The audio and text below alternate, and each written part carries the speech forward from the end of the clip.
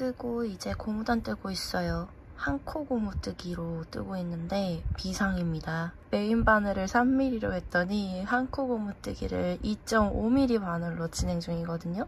이야, 생각보다 만만치 않는 노가다입니다. 지금 이 마커 걸려져 있는 부분부터 5cm 정도 해야 되거든요. 그러면은 전체 옷 기장이 45cm 정도 돼요. 시원하기도 하고 저도 옷 입을 때 편하더라고요. 이게 바지 안으로 억지로 안 넣어도 되고, 그래서 짧아도 상관이 없다.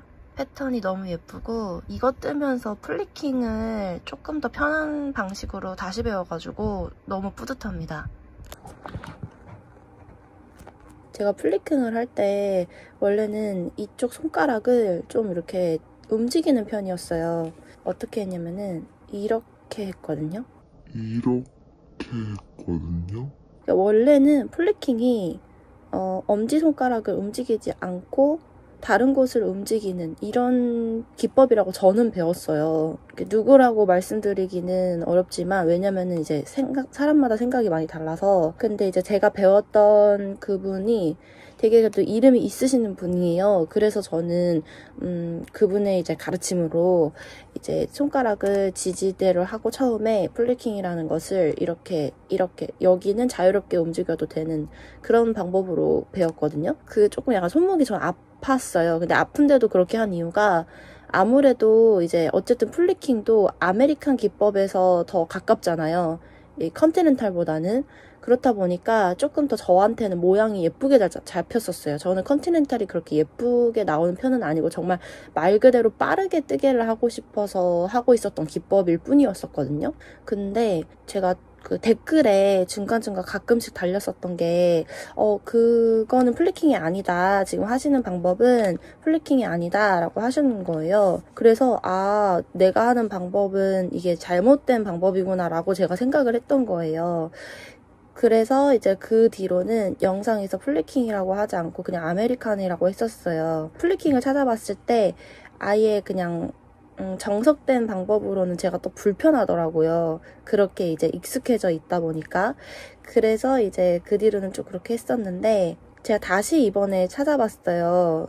조금 더 편한 방식으로 플리킹을 공부를 하고 하면은 조금 더 내 뜨기가 편하지 않을까 해가지고 다시 공부를 했었는데, 보니까 그거예요. 이제 플리킹은 기본적으로 이제 제가 좀 여러 가지 영상을 참고를 해서 갖고 온 플리킹이라는 것은 엄지손가락을 지지대를 두고 뜨는 방법이 일단 그게 기본이더라고요. 기본적인 거는 엄지손가락을 지지대로 두고 이 엄지손가락 지지대를 움직이지 않고 하는 방식을 플리킹이라고들 하는 것 같고요. 다만 어떤 분들은 이제 처음에 제가 배웠던 것처럼 이렇게 할 수도 있고, 그러니까 지금은 이제 제가 습관이 들어가지고 그게 좀 어려운데, 예를 들면 뭐 이렇게 할 수도 있고, 지금 제가 이제 공부를 한 이 중지랑 엄지를 딱 같이 잡은 채로 아예 움직이지 않고 하는 방식이 있어요. 이런 경우에는 왼손의 역할이 조금 더 많아지거든요. 제가 두 가지를 해보니까 확실히 최대한 손가락을 움직이지 않고 왼손의 역할을 조금 더 주는 방식으로 해야 조금 더 제가 뜰 때는 스피드가 좀 더 빨라지는 건 맞더라고요. 근데 이것도 정답이라고 할 수는 없어요. 왜냐면은 제가 처음에 배운 그 영상 속 그 고수분도 지금 이 뜨개판에서 굉장히 유명한 분이시고 결코 느리게 뜨는 분이 아니기 때문에, 그래서 결국에는 자기한테 맞는 방법을 찾는 게 가장 중요한 거 아닌가 생각을 했습니다. 크게 느낀 부분은 뭐냐면은 확실히 그 뜨개 방법을 새로이 배우니까 되게 재밌더라고요. 그게 일단 포인트였어요. 뭐 어떤 게 맞고 어떤 게 더 편하고 뭐 그래서라기보다는 뜨개 방법을 새롭게 배우고 그거를 나한테 맞춰가지고 이제 익숙해지는 그런 과정으로 뜨다 보니까 엄청 재밌고 이게 익숙해졌어요. 플리킹 다 이제 손가락을 아예 두 손가락을 다 안 떼고 하는 방법에 익숙해져가지고 아주 재밌고 아주 만족하는 중입니다. 사실 2.5mm로 고무뜨기를 하는 거 자체가 사실 저한테 되게 큰 도전이기는 한데 기법을 다시 배우게 돼가지고 좀 더 재밌게 완성할 수 있을 것 같아요. 좀 더 재밌게, 그리고 조금 더 빠르게. 남은 실로 모아가지고 써도 되겠다. 보통은 다 겨울실인데 콘으로 사다 보면은 확실히 남는 게 많거든요. 그래서 이번 거 내가 조금 꽤 남은 것들을 한번 찾아보면은 한 벌 나올 수 있을 것 같은데 라는 생각도 들고요. 아무래도 구멍이 좀 송송 뚫리다 보니까 실 소요량이 그래도 일반 겨울실보다는 조금 덜한 것 같아요. 그래서 이거 실 소요량 먼저 최종적으로 확인을 해보고 남는 겨울실로 긴팔 버전 하나 만들어 볼까 싶어요. 다른 분들 긴팔 버전으로 많이 뜨셨던데 진짜 예쁘더라고요. 아, 그리고 한 가지, 제가 바늘을 계속 스틸 바늘을 쓰다가 지금 사이즈 2.5는 나무 바늘밖에 없거든요. 나무 바늘 이거 뭐지? 이 니트 프로의 심포니 우드 바늘밖에 없어요. 그래서 그걸로 지금 뜨고 있는데 확실히 스틸 바늘 쓰다가 나무로 오니까 약간 뻑뻑한 느낌이 있어요. 그래서 저는 이 실에서는 적어도 스틸 바늘이 조금 더 손이 편하다는 느낌이 듭니다. 제가 스틸 바늘에 되게 익숙해져서 그런 걸 수도 있기는 해요. 메리노 울 70%인가 80%인 울이에요. 그래서 되게 부드럽거나 하진 않거든요. 그래서 지금 이걸로 뜬 것도 있기는 해요. 너무 부드럽고 굵기가 있으면 더우니까. 근데 이제 그런 만큼 이 실은 나무 실보다는 스틸 바늘이 개인적으로는 편하게 느껴지네요. 이 실에서는.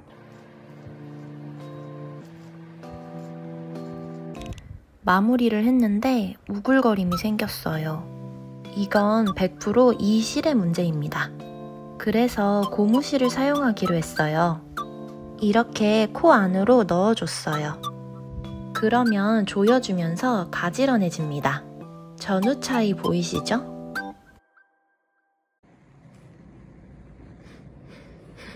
대박이죠? 태어나서 이런 거 처음 해봤어요. 정신이 없어가지고 제가 아직까지 카메라 괴물은 아닌가 봐요. 그 와중에 카메라를 켜진 못했는데 아침에 너무 깜짝 놀라가지고 바로 피 철철 흘리는 채로 병원 다녀왔습니다. 솔직히 처음에 지금 이거 피 났을 때는 아니 이게 병원에 가야 되나 말아야 되나 그랬어요. 제가 채칼로 당근 썰다가 이렇게 됐거든요. 제 손가락도 썰어버려가지고 순간 진짜 너무 깜짝 놀라서, 사람이 너무 놀라면 손이 떨리더라고요.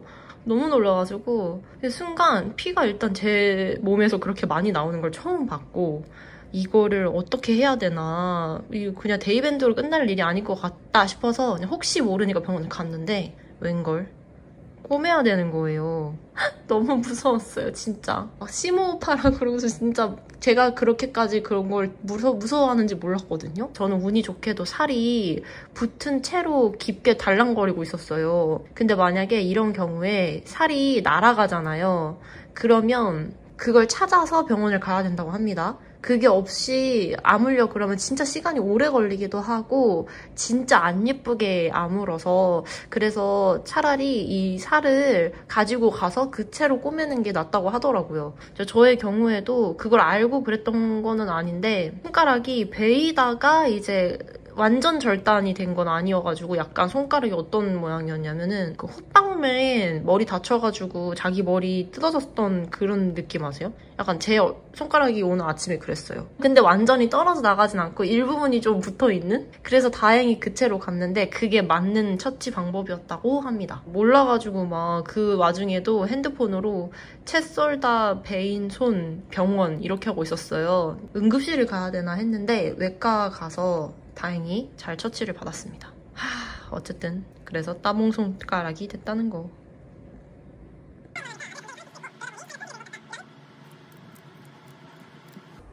지금 손이 부상이어가지고 이 조그만 거에 못해서 지금 제가 손가락이 모양이 좀 이상합니다.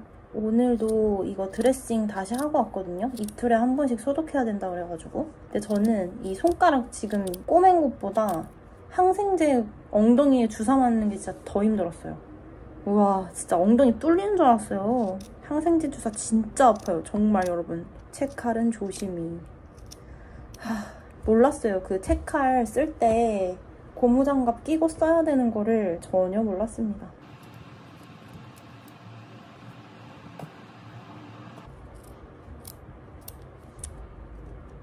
실은 펠팅이 됐을 것 같기는 한데 일단은 한번 풀러봐야 될 것 같아요.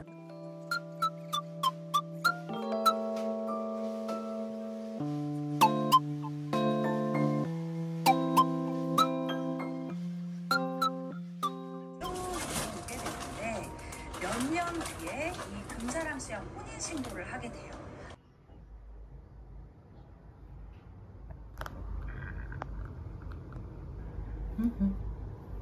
뿌듯합니다. 그래도 깔끔하게 다시 연결했어요.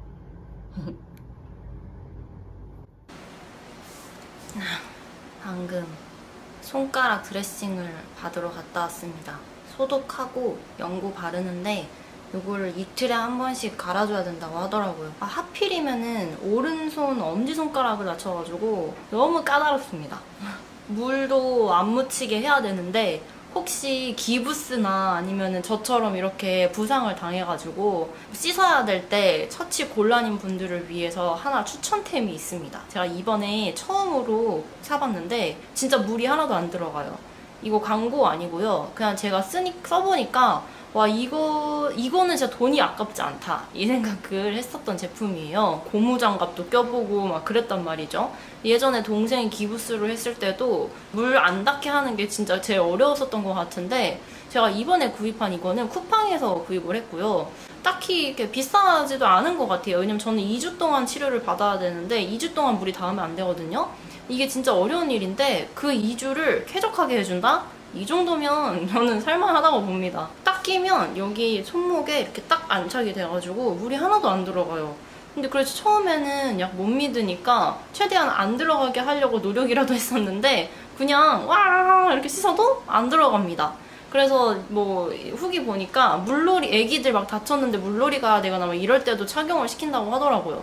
그래서 이번에 다치면서 알게 된 아주 좋은 아이템이었습니다. 꼭 광고 같네요. 전혀 광고 아닙니다. 오늘 다행히 검사를 해보니까 살이 붙었대요. 그래서 다음 주면 실밥을 풀어도 될 것 같은데 문제는 조금 일찍은 안 된다고 하더라고요. 혹시나 조금 서둘러서 이제 뺄 수 있나 했는데 안 된대요.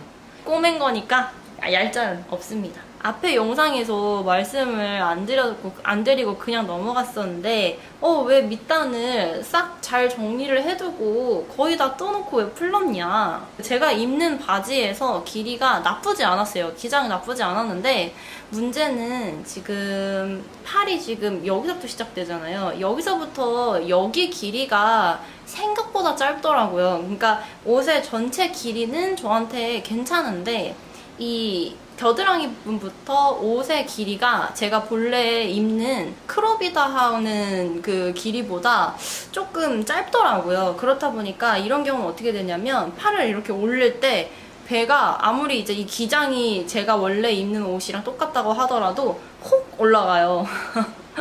그래가지고 얘를 딱 입었는데 기장이 너무 많이 올라가가지고 거의 뭐 여기 거의 조금 있으면 이제 브라가 보이겠더라고요. 그래서 안 되겠다. 그냥 조금 더 아예 길이를 늘리고자 그래서 풀었습니다. 그 고무줄을 넣었을 때 딱 정리되는 그 느낌은 너무 마음에 들었는데 워낙 짧다 보니까 그렇기도 했고 그리고 이번에는 그 고무줄을 잘 사용해왔다고 생각은 하거든요. 그 다른 옷에서도 그런 식으로 수선을 할 수 있으니까 그런 방법을 찾은 건 너무 좋은데 이 실에는 확실히 그 루케 캐스트오프 방법은 안 맞는 그 방법이었던 것 같아요. 이 실에서 그렇다는 겁니다. 제가 쓴 실이 그렇게 이렇게 막 예쁘게 잘 정돈되거나 그런 실이 아니에요. 팔 있는 부분은 그냥 더퍼시어 코막음으로 이렇게 마무리를 했거든요. 훨씬 깔끔하죠. 이거는 고무줄로 제가 정리한 게 아니에요.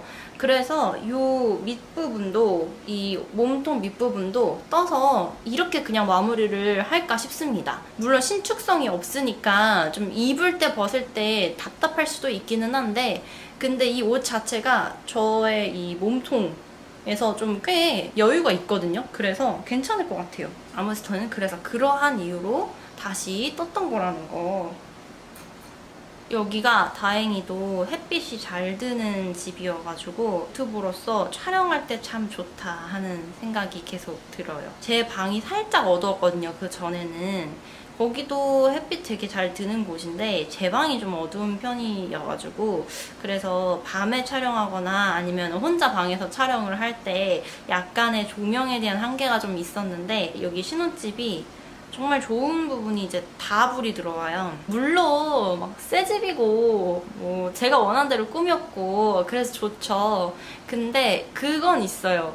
갑자기 같이 이제 막 왁자지껄 하다가 혼자 있는 시간이 신혼집에서는 되게 많거든요. 이거에서 주는 공허함이 있어요. 이 공간 자체는 당연히 깔끔할 수밖에 없고 내 취향이 딱 들어갈 수밖에 없는데 뭔가 원래 같이 있던 사람들이 갑자기 펑 하고 사라진 그런 느낌이기도 하고 저도 또 여기서 약간 이방인 같은 느낌을 계속 받고 있기 때문에 뭔가 이래서 갑자기 신혼집에 들어온다고 해가지고 엄청 즐거워지거나 그거는 사실 아니더라고요. 물론 지금 신랑이 될 사람과 함께 지내는 건 너무 즐겁습니다. 너무 재밌고 또 안 하던 요리하다가 손가락도 이렇게 해먹지 않았습니까?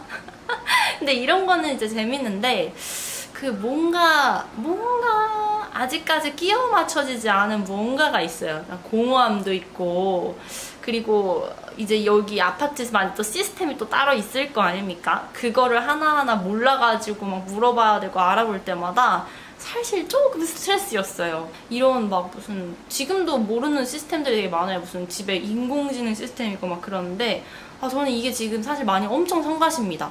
이게 진짜 뭘 인공지능을 해주는지 잘 모르겠고 저 여기 사람이 없는 것 같으면 자동으로 불이 꺼져요. 이게 너무 짜증이 나는 거예요.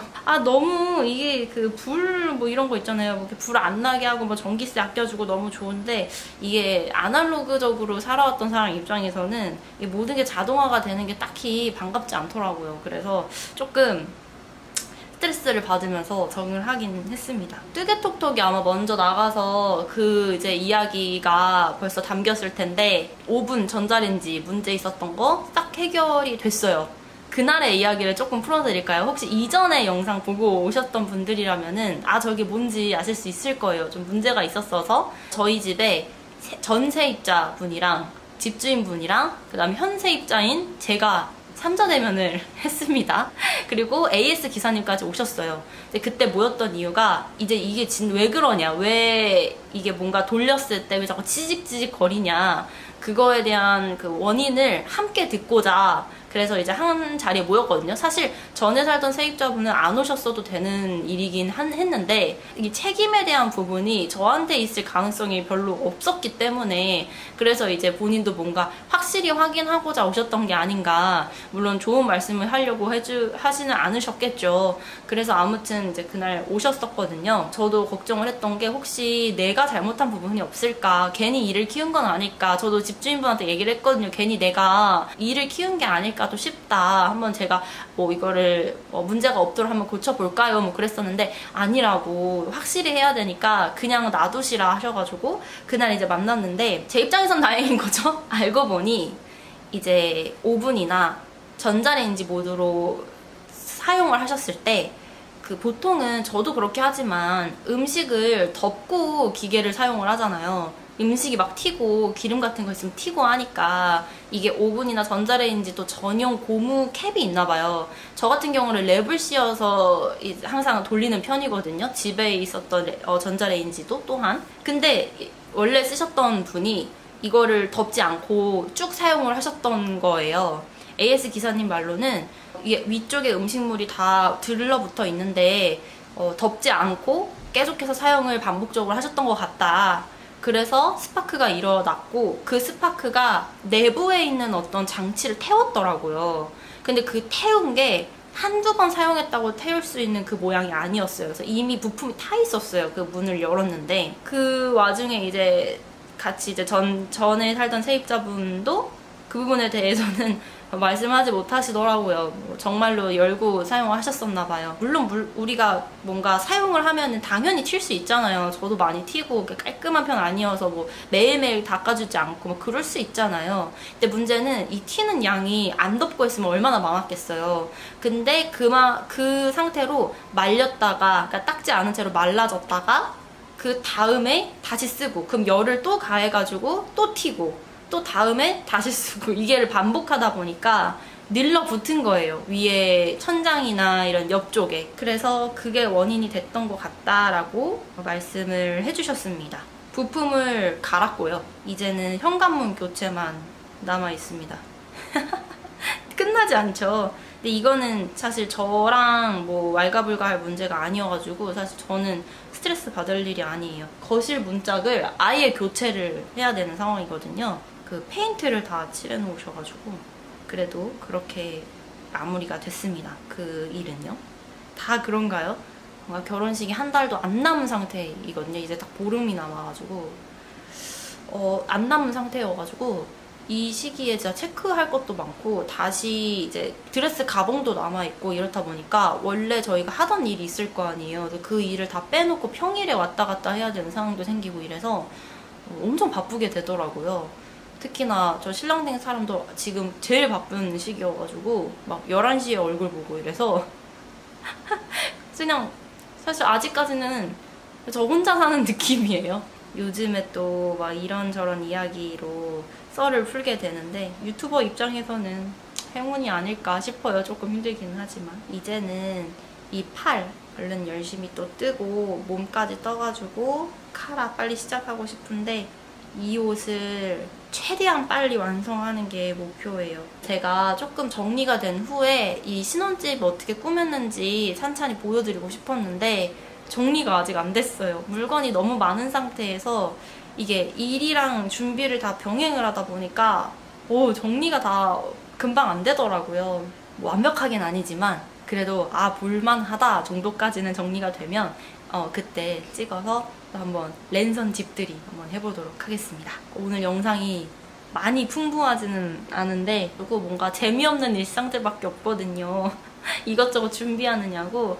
그런 와중에 한번 꾹꾹 눌러 담아봤습니다. 계속 완성이 안 되고 있기는 하지만 이 팔 너무 앙증맞고요. 입었을 때 팔이 진짜 너무 예쁘고 디테일이 많다 보니까 훨씬 핏이 예쁘더라고요. 이러면서 저도 정말 많이 배워가는 것 같아요. 팔은 금방 뜰 수 있을 것 같아요. 몸통이 문제죠. 고민입니다. 몸통을 먼저 뜰지 카라를 먼저 뜨고 올지 그게 고민인데 얼른 팔 먼저 완성하고 마저 행복한 고민 해보도록 할게요. 그럼 다음 브이로그 때는 멀쩡한 손가락으로 한번 돌아와 보도록 하겠습니다. 다음에 봬요 여러분. 오늘 약간 뜨개톡톡처럼 인사드리네요. 안녕.